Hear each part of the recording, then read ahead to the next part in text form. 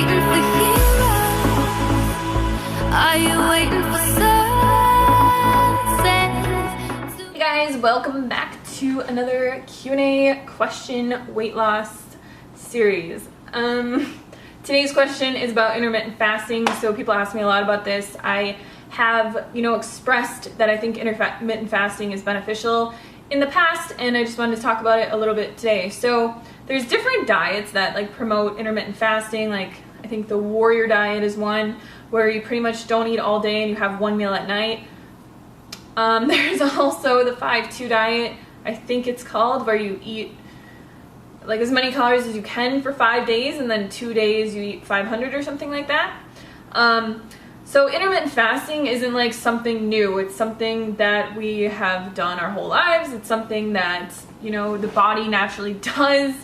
And it's not really like a diet. It's more of listening to your body, and it kind of comes into play with like intuitive eating and things like that. So if, I don't think that you should force your body to intermittently fast, but what I do think is that when you listen to your body, you'll realize that, most thin people, will listen to their bodies and fast when they're not hungry. So like if you've ever had a friend and it's like 10 o'clock or noon or something like that, and they've just been so busy and they're just like, I haven't eaten anything all day because their body wasn't telling them to eat. They weren't hungry and they were just busy and they were focused on other things. That's kind of an explanation of intermittent fasting. So if you go to bed, or you say you stop eating, you eat dinner at 5 p.m., you wake up and you don't eat something till 8 p.m., you'd technically be intermittent fasting for 15 hours. So from 5 p.m. to 8 a.m., 15 hours, which I think 15 hours is like generally how much people will intermittent fast.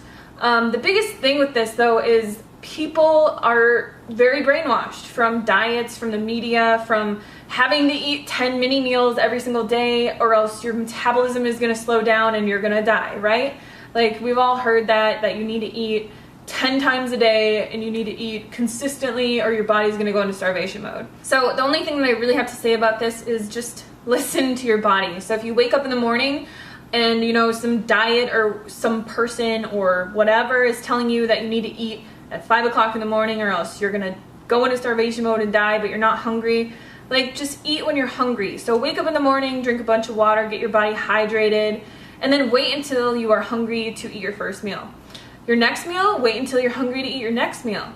So like a long time ago when we were roaming the planet, when we were not living by the standards of society and all their brainwashing and diets, we didn't have 3 meals a day. Like, these were put into place by the marketing of America to make us form our eating habits around certain times of the day, which helps, the restaurants, it helps the fast food industries, it helps sell more food in grocery stores, because people are like, well, what am I gonna have for breakfast? What am I gonna have for lunch? What am I gonna have for dinner? And it's all these different types of foods. So like, you have your breakfast foods, you have your lunch foods, you have your dinner foods, and generally those are what people, at least in America, on a standard American diet, will eat for those specific meals. They'll wake up, they'll have yogurt because it's a breakfast food, or they'll have oatmeal or fruit or eggs with bacon or something like that. They'll go out to eat and they'll get a huge bacon and egg platter or whatever. For lunch, they'll have like a sandwich or something like that they'll bring to work with like chips, or they'll have like a hot dog or something that's more of like a lunch type meal.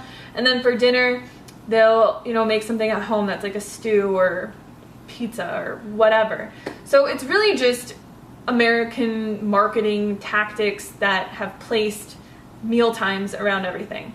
And the dieting industry took advantage of that, and they said, well, we're gonna like make this into, you have to eat 10 times a day, or this is gonna happen to you. Or, now there's intermittent fasting diets and things like that, but nothing is really new. I mean, generally, if you just listen to your body and you go by intuitive eating and how your body feels, and you eat as much as you want, everything will work out 100%.